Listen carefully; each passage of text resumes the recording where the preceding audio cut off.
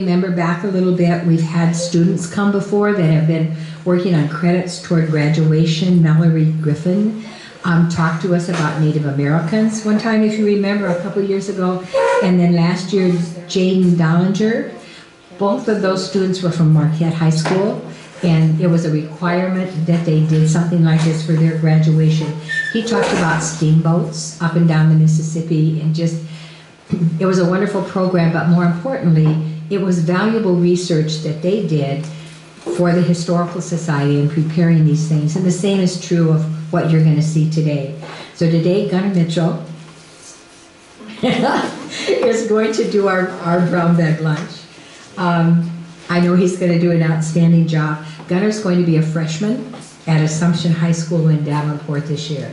But he has done an incredible amount of studying. He's been working here with his mom, Kara. Most of the summer, he's come up 2 or 3 days a week, and he's earning community service hours, points, is that what I call them? Hours. So he's for his school. So he's getting a head start on things. So with that, I turn the time over to Gunnar Mitchell.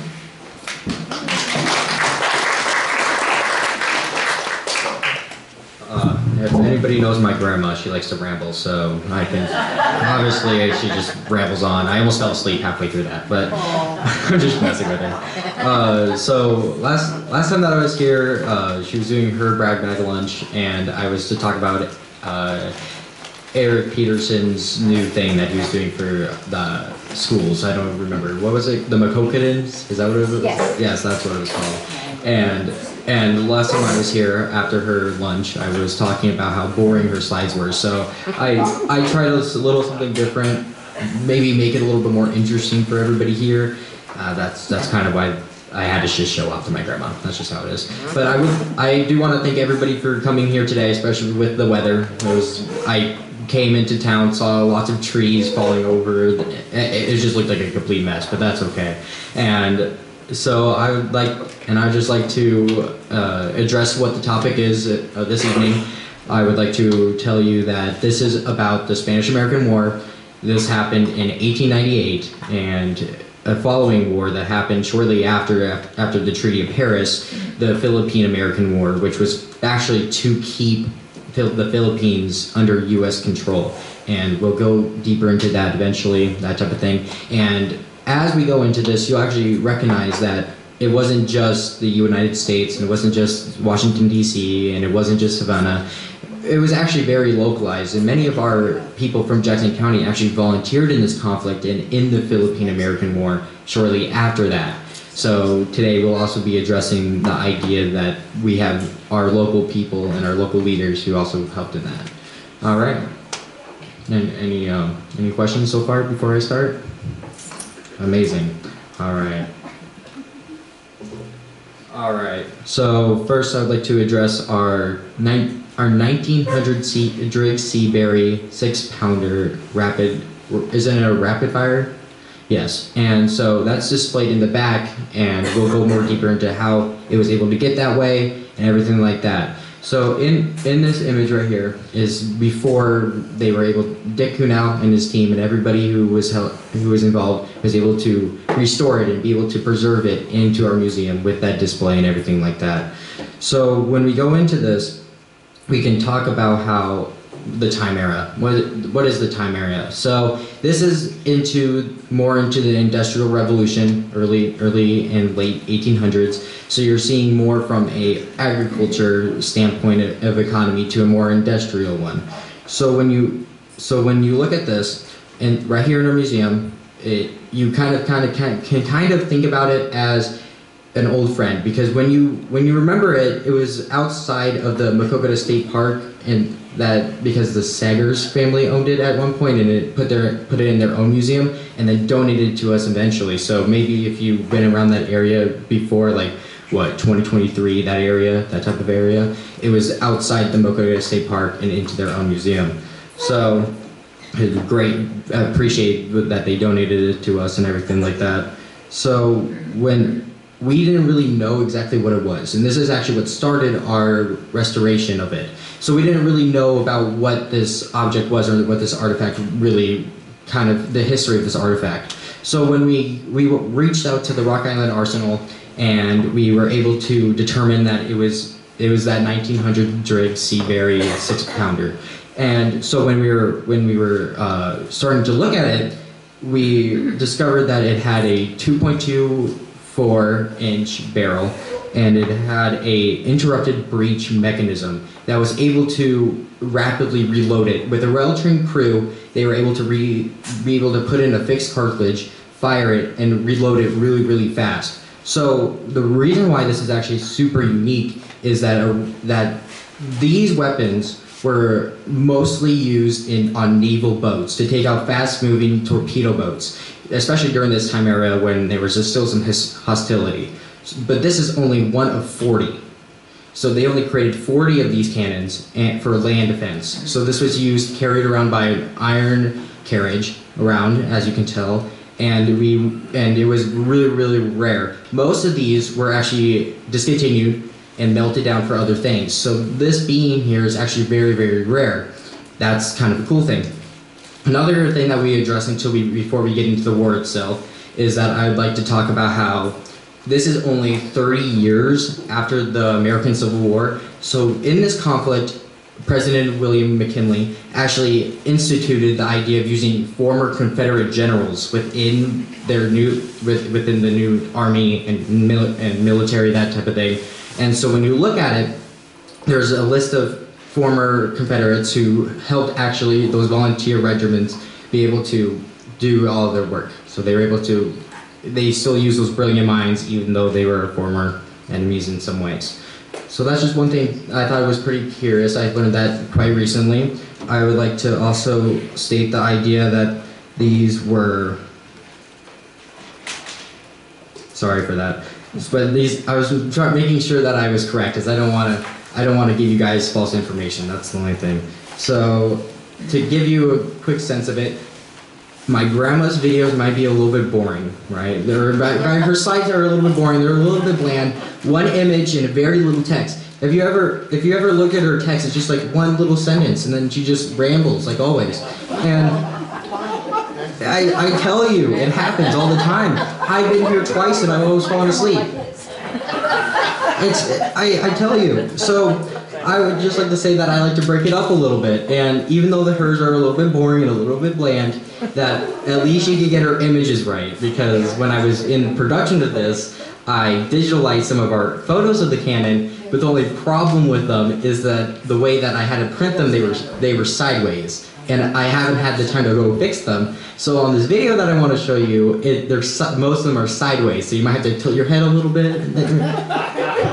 Yeah? In all fairness, I do mine like this. In all fairness to Bonnie, she puts a lot of these together in a hurry. That is true. And it takes hours to do that. That is true. But like, we all know. well, but okay. So common slogan between me and my cousins is my grandma's very old. Yes, very old and very busy, but she's very wise. And if she was very wise, she would be able to figure out times that were to do that properly. So that's my response to that. Oh. Yeah. Offering the new position. Wait, what? Offering the new position here because you are doing a great job. Yeah, I could, but and then school time rolls around soon enough, and then I'm basically over at that point.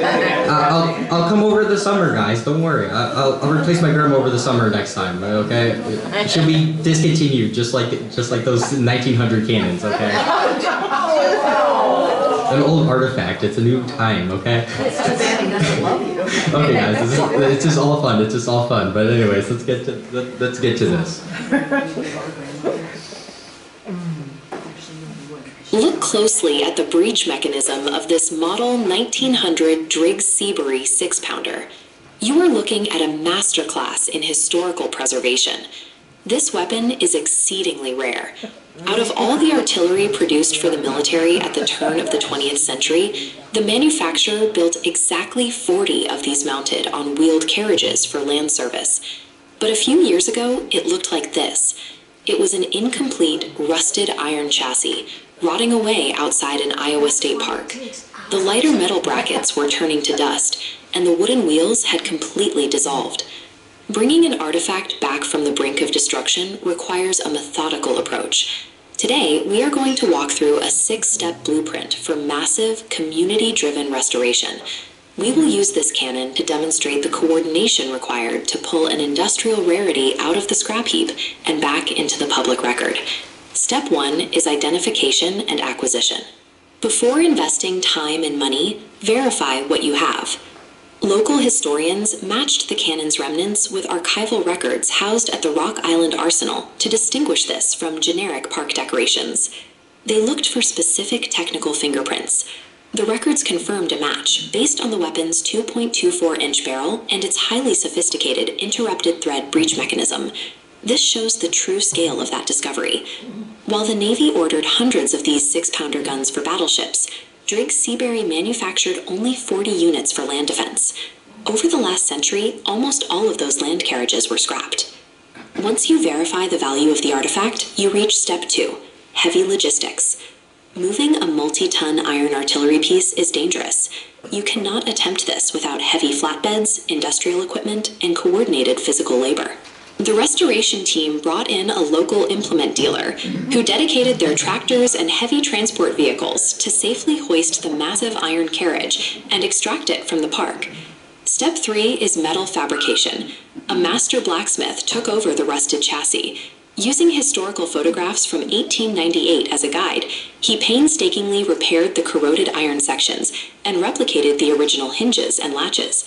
Because one historical ammunition box vanished entirely, the blacksmith custom-built a brand new metal replacement from scratch, integrating it securely onto the side of the chassis. This early phase of restoration is a direct battle against weight, corrosion, and time.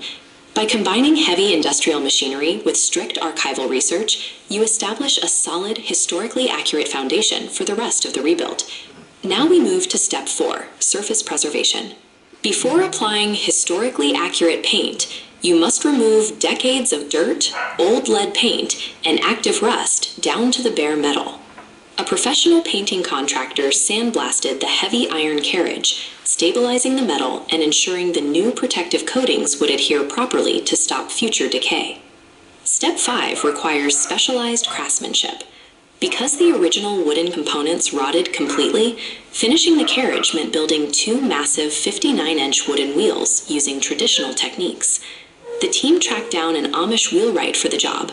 Because he operated without modern technology, coordinating the custom build required relying on the Postal Service and a strict 30-minute window on Tuesday and Thursday mornings when the wheelwright would walk to a community telephone box. The result of that analog coordination speaks for itself. The wheelwright delivered 2 pristine wooden wheels, built exactly as they would have been in 1898. Prioritizing material accuracy and surface stability returns the object to its original 19th century state, making it a reliable primary source for future study. That brings us to step 6, final assembly and relocation. With the metal preserved and wheels rebuilt, the team mounted components and applied a final protective sealant over the massive wooden spokes and iron carriage. Bringing the heavy, newly wheeled artillery piece to its permanent home required one final physical push. A dedicated crew of local volunteers worked together to maneuver the multi-ton gun through the doors of the Historical Society. Today, the Driggs Seabury sits indoors in a climate-controlled museum environment. This is critical to ensure the iron and wood never return to a decaying state. This final assembly serves as a physical monument to collective labor, proving what a dedicated community can achieve when they pool their resources and skills. In just a few years, this process took a rotting park ornament and returned it to its original 1898 specifications. The process is demanding, but the blueprint is clear. Identify your artifact, manage the heavy logistics, fabricate the missing metal, preserve the surface, source specialized craftsmanship, and carefully assemble the final piece. Take a look around your own town, your local parks, or historical society basements. There is likely endangered history sitting right in your backyard, waiting for someone to notice it. Whether you have experience in welding, access to a flatbed truck, or simply the patience to dig through archival records, you have the tools necessary to save the past. Preservation is always a choice. The artifacts of our ancestors will only survive if a community decides they are worth the effort to bring back to life. All right. Really good. All right. I hope that's up to Dick Kuhnell standards. Who's in the back? It was just fine. All right. Thank you. I had to make sure I was sweating a little bit over here. I was just making sure. I was looking at my grandma like, oh crap. Yeah. All right. Well, that's okay. Anyways, my favorite part, and this is my probably most interesting part that I actually very much enjoy, is that we're going to go into the conflict itself. So this is about at the time of American imperialism. We're kind of more of an expansionist type of thing, but and then early 1900s into before World War II, we kind of go into an isolationist type of mindset. We kind of do our own thing, and so at this point in time, Spain was a global empire. It was very vast, and at one point it included most of South and parts of North America. It had Mexico, it had Chile, it had all those areas, and at this time, especially in the late 1800s, it's kind of at a very large decline. Spain went through many conflicts, especially in Europe. The Napoleonic Wars, if anybody's more into that, got absolutely destroyed in the Napoleonic Wars, got subjected to France, that type of thing, and many other things like economics. Economics was a really big problem in the country, and in their industry was also they were very suffering at the time. Very, very low quality stuff. And when we're talking about that, and in progressing America, compared to in progressing America, where they're kind of getting a bigger industry and kind of going more industrial, it's really hard to compare the two because America is so far ahead. So at this time, there was a idea of newspapers, especially at this time in that technology. I think it's a news press back there. You can kind of think about that as the time era for that. And at this time, people are hearing the news more vastly. It's more mass production of news. So there were two rival newspaper companies at the time, and I can get more detail of that if you guys are interested, but I won't fill you in on that completely. But so there's two newspaper channels at the time, and they're kind of more competitive, and they were really trying to get their message out there. And at this time, their Cuban insurgents / patriots at the time were also trying to free Cuba from Spain. So for years they've been fighting this conflict, guerrilla warfare, that type of thing with the Spanish, and they haven't had much success. So cut to February 15th, 1898, when in Havana Harbor, because the USS Maine was stationed there, tragically an explosion happened within the ship, killing about 260 men out of the 400 that were maybe on there. That's an estimate. There probably is more exact number if you really want to go into it. But more than half of them perished within rather the explosion or in the sinkage. So they rather drowned or they rather got really severely injured and did not make it. So this action, discovered by the news press, kind of got public favor. They kind of went by the slogan "Remember the Maine," and because at this point in time, they were saying that the Maine exploded because of a land or a sea mine at the time. So the sea mine, the USS Maine collided with the mine and it exploded. So I think, from my knowledge, I'm not particularly aware. We're just going to say this, but more modernly, it is more of an idea that it was actually an internal explosion with maybe an explosion within the ship, maybe because coal burning and then it just caught fire and exploded parts of the ship. But it was just, either way, it was a tragic loss, and at this point in time, it caused the immediate trigger of the Spanish-American War. So on April 25th, the USS declared war officially. So under William McKinley, they declared war on the 25th, and when instead of being a more localized war within Cuba in the Caribbean, here were the major topics of the Spanish-American War. Cuba, which is going under Cuban insurgents for a long time. The media pressed them as freedom fighters and patriots, so then they kind of got favor within the American population. So then many people signed up to go and help the Cubans and be able to get them their independence.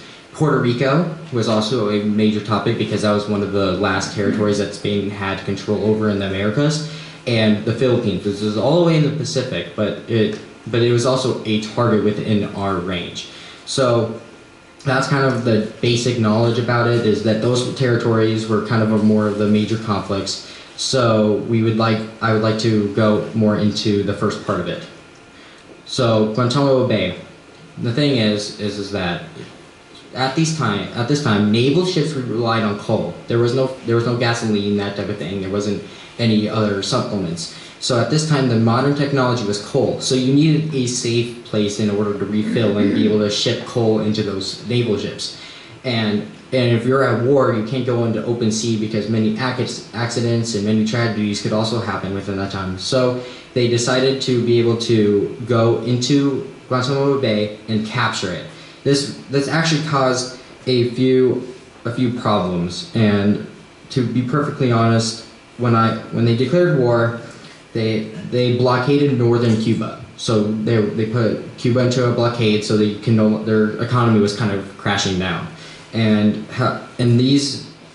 on June 10th, 1898, the 1st Marine Battalion was deployed into the area, and it was under about 650 men, I would estimate. There was about that many men under the Lieutenant Colonel Robert W. Huntington.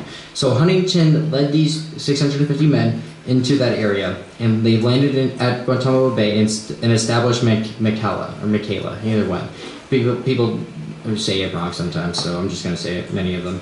So they found themselves in a very bad position. All around the camp, and as you can see in this picture, there are thorns. Those are like bushes that had thorns in them. They were thorn bushes, and actually the Spanish and the Cuban insurgents who actually sided with the Spanish were using those as coverage in order to attack the Marines that were stationed at the camp.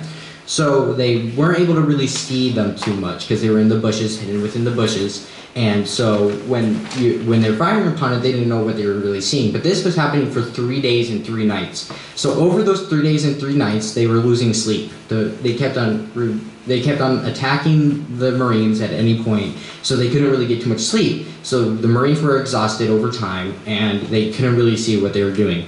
So they learned there was about a Spanish force with 500 men, and at this time they were headquartered at Cuzzo Valley. I believe I'm pronouncing that right, Cuzzo Valley. And Colonel Huntington decided to go on the offensive. In that region was the only well in the region with fresh water. So to think about this, you need to supply your men with fresh water, and the only well is in that valley. So they decided to go on the offensive in order to drive the Spanish back out of the region by destroying the well. Because the Americans, from my understanding, didn't really need to rely on that because they had their ships who could just import to the area, especially through Guantanamo Bay. So they can resupply, and that's how they were able to resupply their men, their casualties, that type of thing. And that's really what it comes down to. It's just how well can you supply your men? Because if you can't supply your men, then you can't really do anything. And then they run out, and then they have to retreat.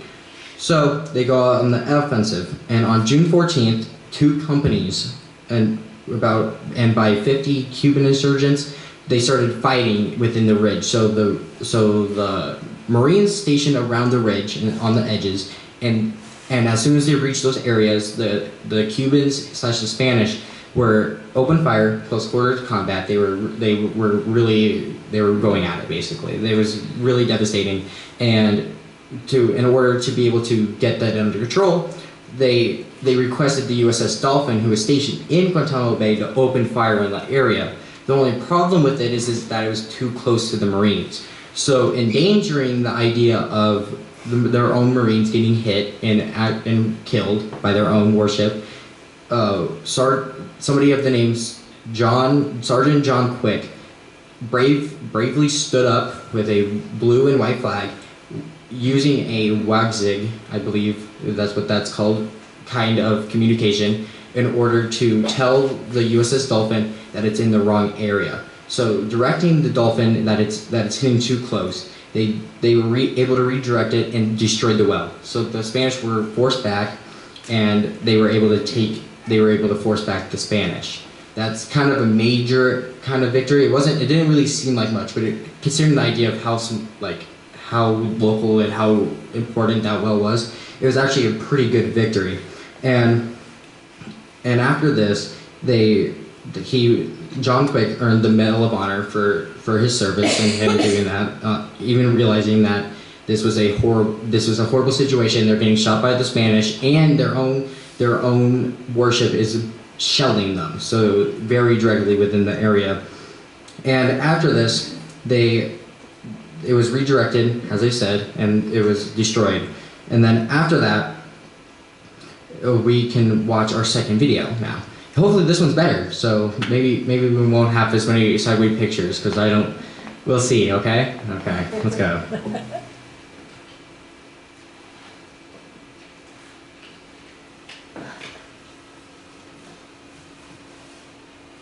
In 1898, the global chessboard was at a breaking point.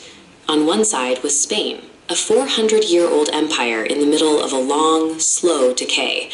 On the other was the United States, an industrial giant that had spent the century filling its borders and was now looking toward the horizon. These two powers were increasingly at odds over strategic territories like Cuba and the Philippines. American expansionist goals were now physically colliding with the remnants of Spanish colonial control. In February of that year, the tension turned into an international crisis. The USS Maine exploded in Havana Harbor, killing over 260 sailors, and leaving a wreckage the American press turned into a rally cry for war. Under immense public pressure, President William McKinley officially signed the declaration that would take the United States into its first major overseas conflict.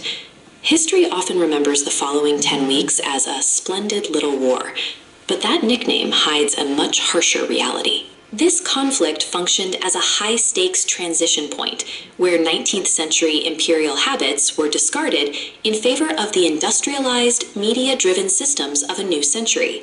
For the Spanish fleet, the war was a collision with a military reality they were unprepared for. They were facing a modernized U.S. Navy while operating with ships that were often decades behind the curve. Spain's reserve squadron suffered from a cascading failure of unpreparedness. Their ships were slow, their supplies were thin, and their tactical positions were essentially indefensible. The collapse was immediate. In both Manila Bay and the Caribbean, American naval pressure dismantled the Spanish defenses in a matter of hours. These defeats weren't just lost battles.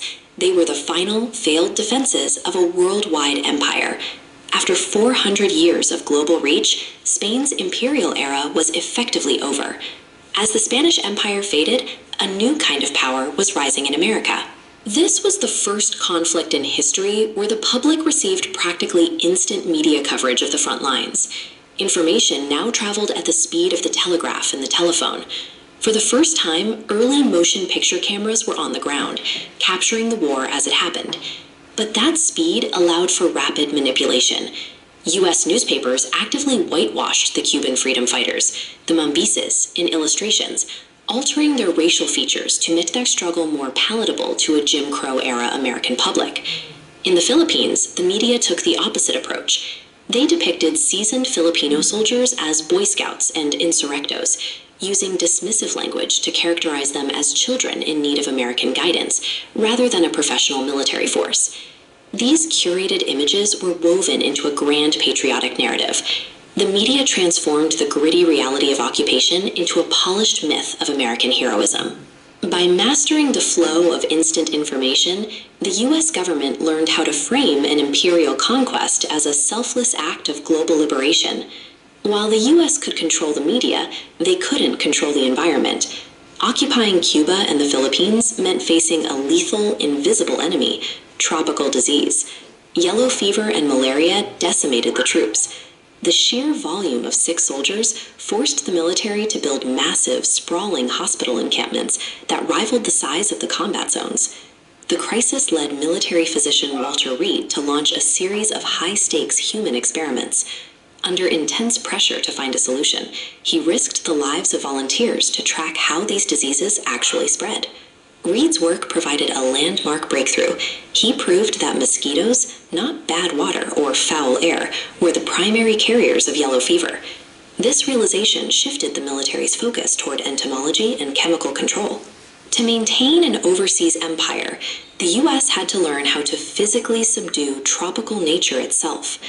The result was the birth of modern tropical medicine, a field the U.S. was forced to pioneer just to keep its new global footprint from collapsing. In the wake of the war, the global map was redrawn almost overnight. Spain was stripped of its colonies, leaving a massive power vacuum stretching from the Caribbean to the Pacific. The United States immediately acquired these territories, establishing a permanent multi-ocean presence. The legacy of the conflict revealed a new requirement for power. Modern warfare now demanded a combination of naval strength, mass media propaganda, racialized political logic, and a sophisticated scientific infrastructure.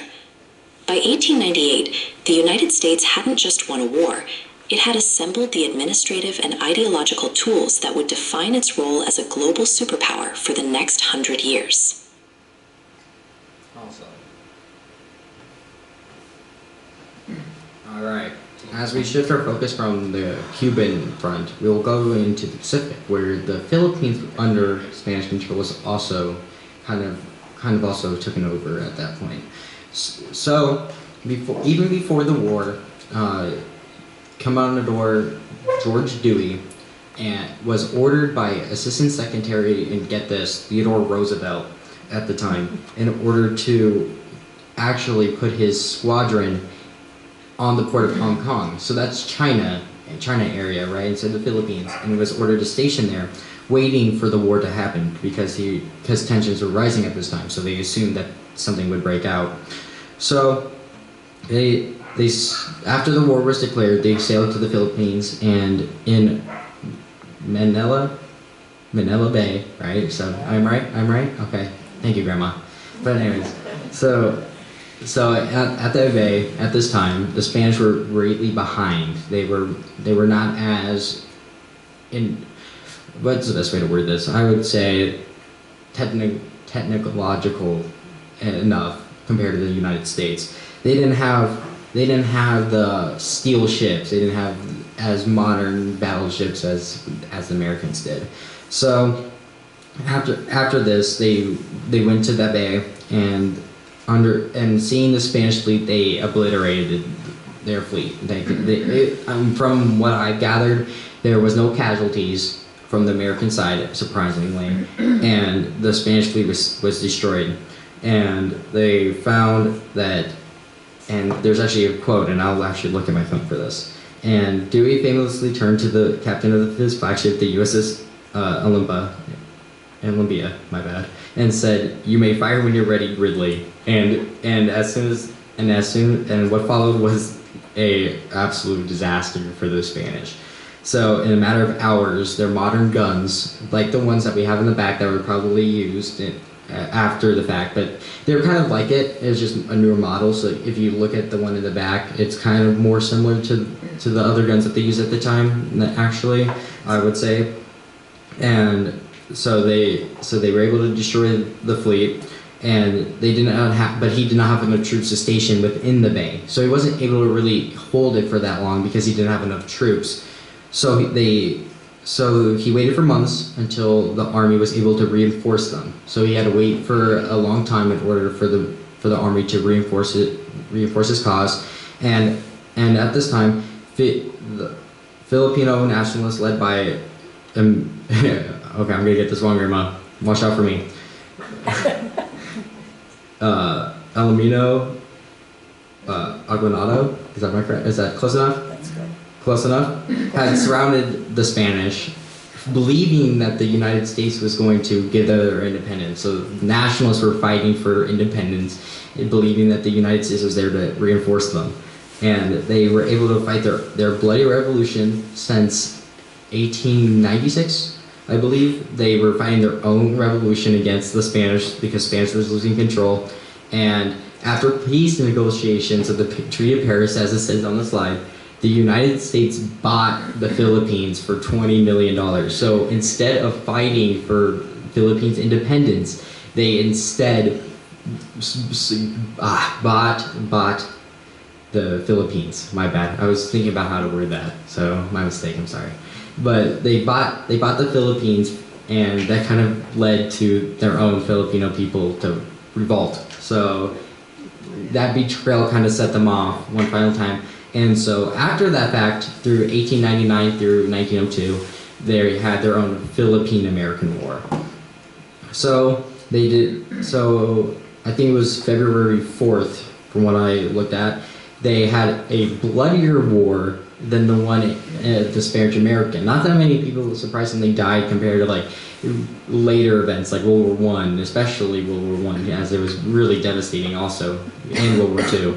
And it was actually very, very little. So as you look on the slide, 4,200 Americans died and 20,000 Filipinos died, along with hundreds of thousands of civilians at that time.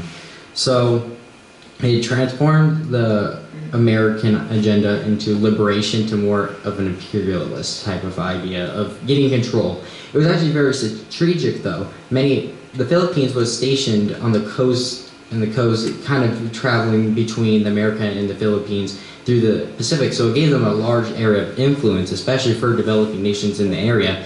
So it wasn't like they were invading every single country that they could find. It was more about they just were able to station things in order to have influence in those areas. And we actually held the Philippines until World War II, when the Japanese invaded the Philippines in order so then they were able to expand, because they were expansionists at that time, getting resources and getting land. But that's another topic for another time. I'll gladly do a topic over World War II. But okay, all right. So as we go on to this, I would like to talk about our veterans in the area. So our first candidate for this, I got 7. There's 7 of them. I chose 7. Not one more, not one less. Okay, you get what you get. But so we have Ferdinand Strasser, and he was from Bellevue actually. He was from the Bellevue area, and he traveled to Indiana and enlisted as a private in the regular army, not the Marines, not the 1st Battalion, sadly, but that's okay. And he was able to serve with his older brother Will. So Ferdinand and Will were serving in the army at the time, and Will actually joined Company M under the 49th Iowa Infantry. So he was more of a local type of unit, but they were shipped off into the Caribbean. So they were more in Cuba than they were in the Philippines, and they were under the directive of Major General Nelson A. Miles in the Puerto Rican campaign. So it was something other than Cuba. Gladly, we're done with Cuba for a bit, but it was really successful. They lacked sanity though, or sanitary. So they weren't really clean. It was a pretty bad conditions, and actually Ferdinand caught typhoid fever, I believe, and he tragically died in the service. So he wasn't really able to return, and so on September 15th he passed away. Sorry about that. He passed away in a military field camp hospital, and his brother, who was in Georgia at the time, heard about his death. And he just knew that his brother was not coming home because he passed away while there, and that's why his body was returned to Jackson County, and I think he's buried in Bellevue too. So he's buried in Bellevue Catholic Cemetery. That, from my knowledge from this. So many of the conditions weren't just from the war itself. It was also from disease, because disease at the time was really, really hard to control. And that's why during this time they were kind of getting more ideas of how to solve that.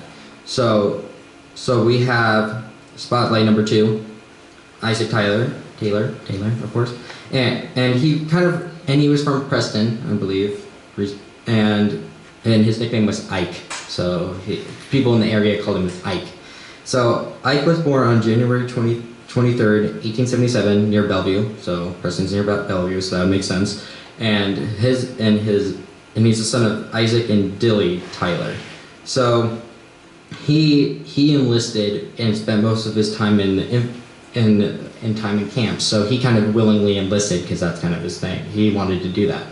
So he on May 16th, 1898, in Company B in the 22nd U.S. Regiment, he was thrown directly into the fighting in Cuba. So Isaac Taylor fought in Cuba, and during these battles around Santiago, he experiencing the terrifying whistle of Spanish rounds.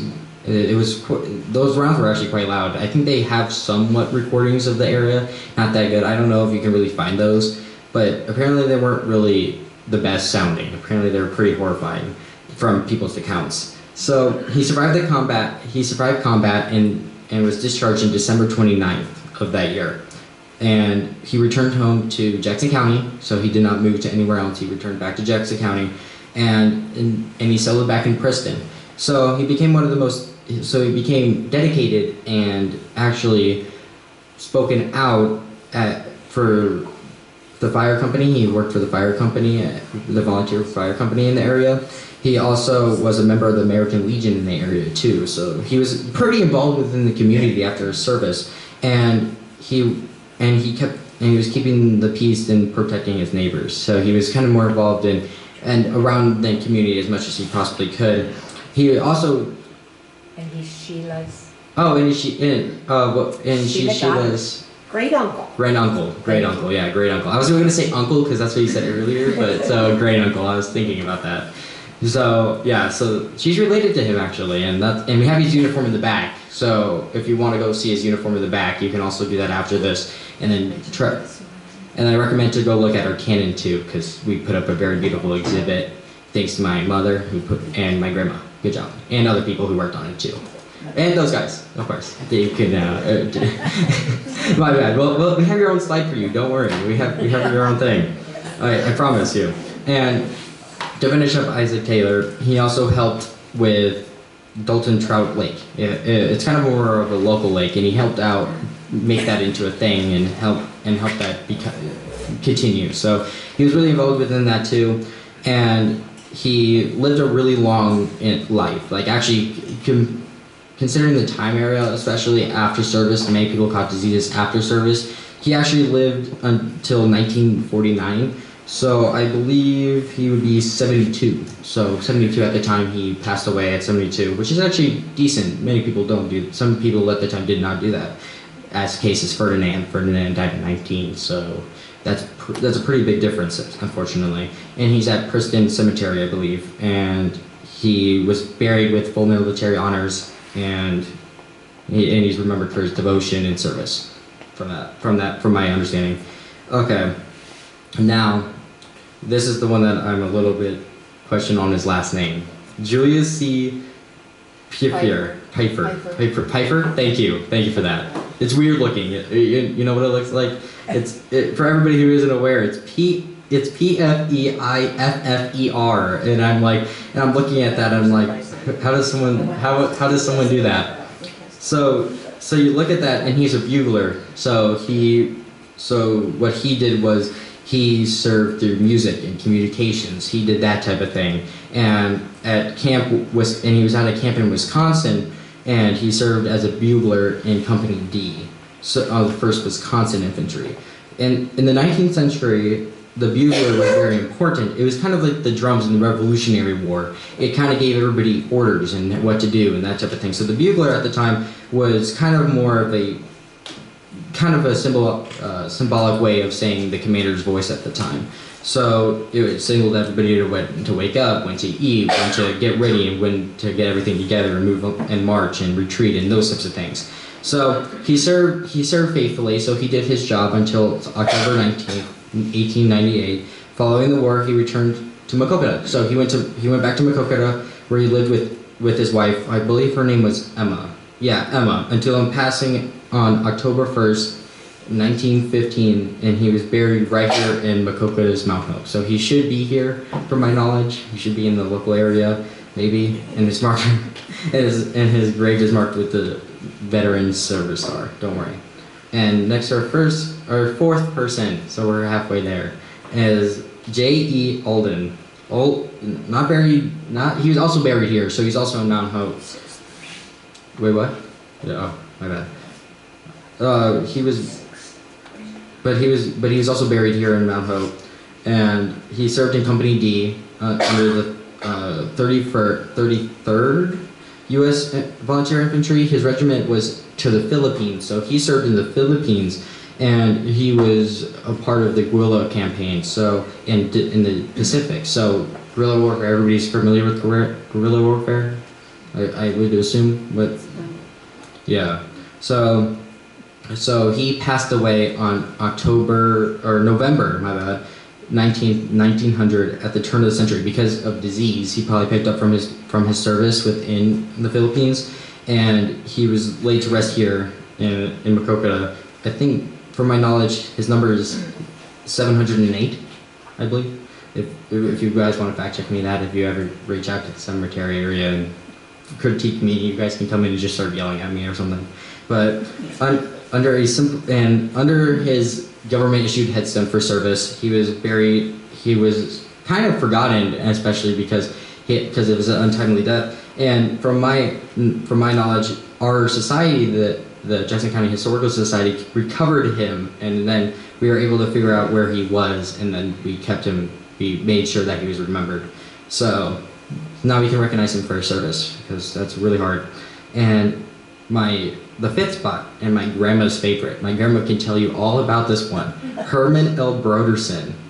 So he was actually we have his portrait in the back with some of his medals from the war, and so my grandma can yap and absolutely rant on to you about that for hours. If you guys are part of her board, just cannot stop. Like, I swear, I'm sorry. I'm sorry for anybody who has to talk to her. I really am. On my own advance, I will say I'm sorry. Sorry I couldn't say that earlier, but it's okay. And Herman was actually from Makokata, the Makokata area, and he was a corporal in Company M, so my grandma's favorite because it's local and she loves local things. So in the 49th Iowa Infantry, and from the very beginning he kind of went through midnight mobilization, and actually I think that was actually when they kind of gathered the people in the area in order to go and enlist. And so they went to Jacksonville for kind of a boot camp type thing, and then he went to the occupation in Havana, so the capital of Cuba, if anybody is not aware of their geography, and they patrolled the city streets in order to make sure that everything was under control, because there was still probably some unrest. If anybody knows what unrest is in government terms, is when the people aren't really happy what's happening and they kind of revolt against it. Kind of what we did before the American Revolution, of where like we did the Boston Tea Party, that type of thing. That's kind of an example of unrest. So he was highly respected, actually, and in 1903, what am I doing in 2000? When he was recognized by his peers to serve as an officer, so his peers recommended him to serve as an officer because they respected him, and he was able to have, and reportedly had, a very good leadership in that type of character. And he lives on in a tangible way, I would say. He has a niece, Helen Freely, I think, maybe? I have no idea. Helen Feeney? Yeah, Feeney, yes, thank you. I'm horrible with names, if you can't tell already. I'm horrible. And he has a daughter. Herman's brother, Paul Broderson, generously donated his wartime medals. Sorry, I had to look at names because I don't remember as many as all of them. But he donated his wartime letters and his medals and everything like that, and photographs and personal artifacts, so we can use that for our society. And we have some of that in the back, as I said earlier. So, all right. So we have veteran number 6, Royal Atherton. Yes, thank you, Grandma. Once again, Grandma. She's still useful. She could just like have a chair and then sit next to me and just peer my ear a little bit. And so we're giving him to the spotlight for number 6. All of his is jumping towards my girl. Oh yeah, like everybody did now.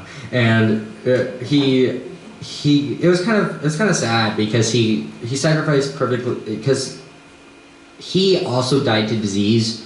Unfortunately, disease was a really big problem. So at that time, he also kind of died from those diseases like typhoid fever and yellow fever and all those problems that they were having from mosquitoes and that type of thing, and that just the environment itself, which is horrid. It's very sad. But he was Company M's musician, and so that's kind of what we remember him by. And he was born on October 25th, 1871, in South Fork Township, right here in Jackson County. And he was he was a son to Mr. and Mrs. Strider Anderson, or not Anderson, Eltherson. Atherton, my bad. And spent his entire life in the and he was like in the farming community, so he was involved in farming, and he was known for for being warm and having a juvenile nature. So he kind of acted like a kid sometimes. Apparently, I'm not aware of that. And he loved music, which made him into a popular figure in local gatherings and social events, and that's what he's kind of remembered for. And when the war broke out, he played the bugle in Makoka on April 26th, so the day after the war was declared, 1898, and he volunteered for service right away. So he just gave up and just decided to go and volunteer in Company M. So, being appointed as the company's musician, he played the bugle and the drum. Fun fact. Most of the time bugles are more of a modern type thing, but he also played the drums. Really cool.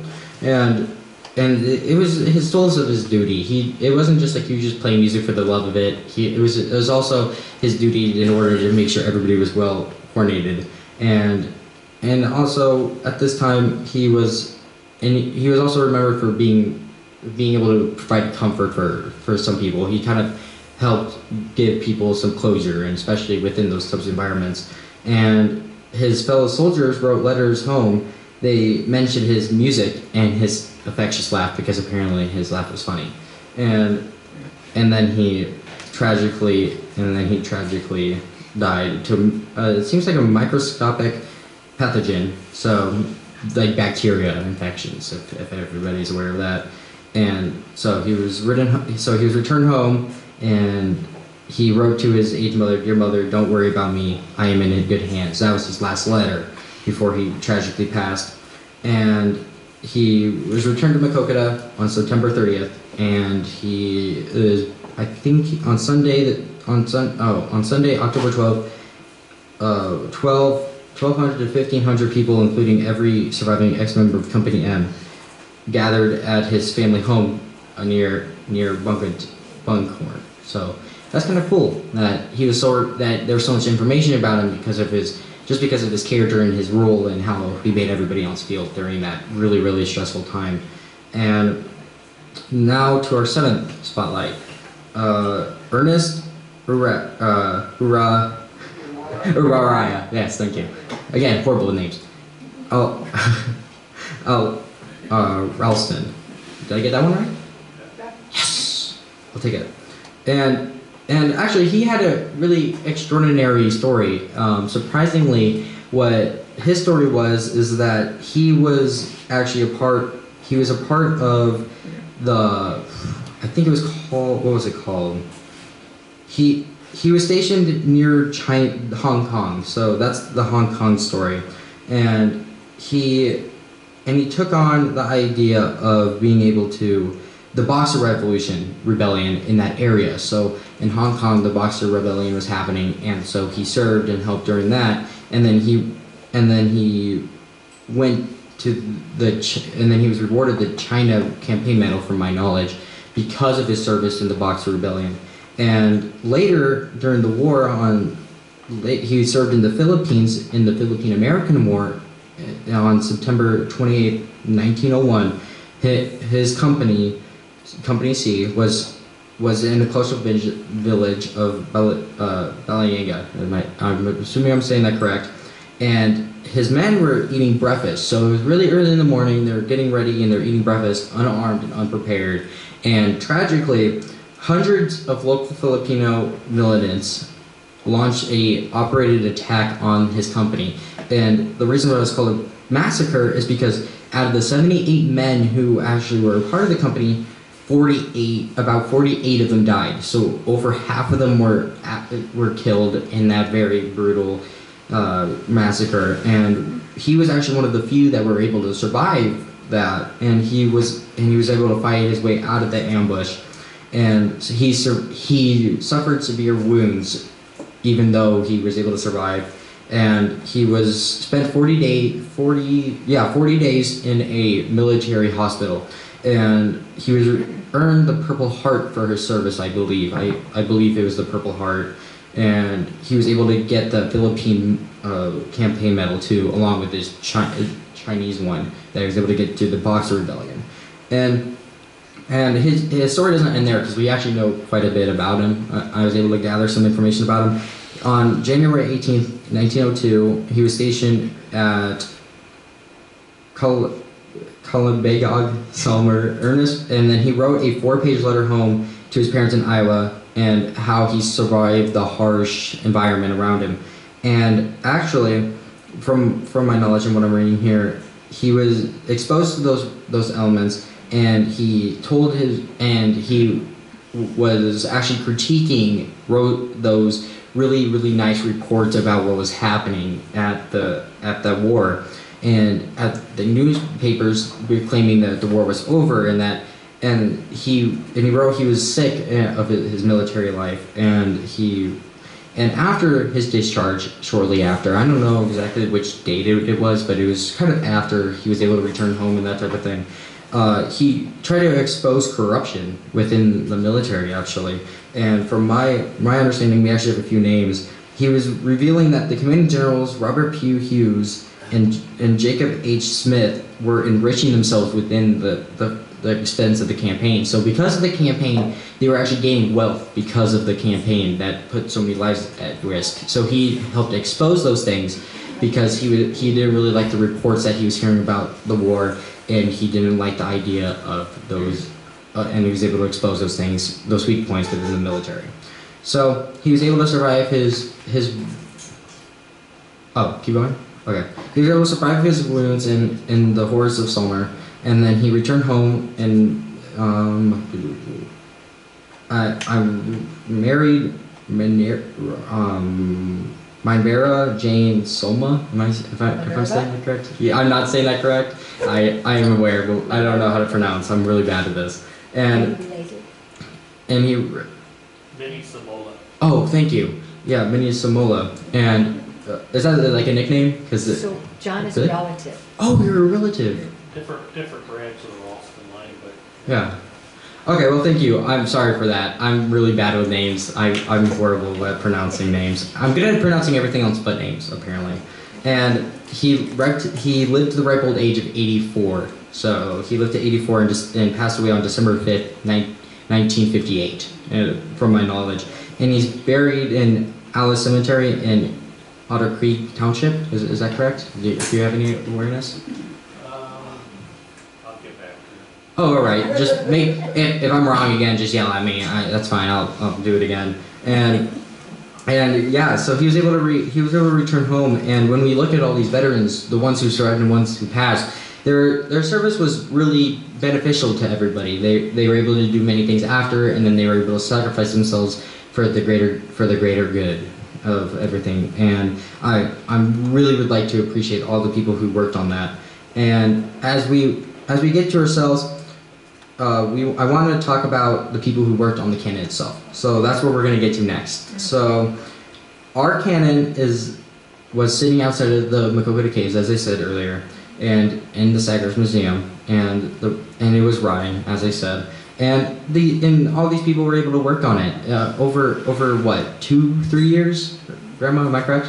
Something like that. Over a few years, they were able to save the artifact, and it looks really good. Again, go look at it if you haven't already.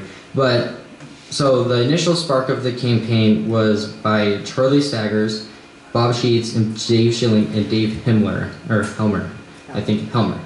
yes, who recognized the historical value of it and were able to mobilize it to the historical society. So they're the ones that kind of started pushing the entire thing. And what happened was is that they, and that heavy logistics part about transporting, Brian Ports of Kunow Implement stepped up and were able to supply themselves with all those tools and enable to move it. So very, very happy that they were able to move it and be able to get it to all those different spots. It wasn't just like one place to another. There was many different stops that they had to stop along the way in order to be able to do this. And our blacksmith was Josh Ellis. Am I saying that correct? Yes, and of Kinney Welding, right? Kinney. My bad. I'm sorry. As you guys are aware, I'm horrible with names. But he uses metalwork and historical knowledge from the photographs that we were able to get from the arsenal and everything like that, in order to be able to kind of give it that coating that we or the corroded iron sections, to be able to restore all those things and be able to put back on the hatches and the hinges and everything like that. And that's the guy who also made our second ammunition box and replaced the one that has been lost. So we didn't really have the second one. So one of them is replaced. I don't know which one. So do not ask me. Okay. So then our surface preservation was from Tom Hemer.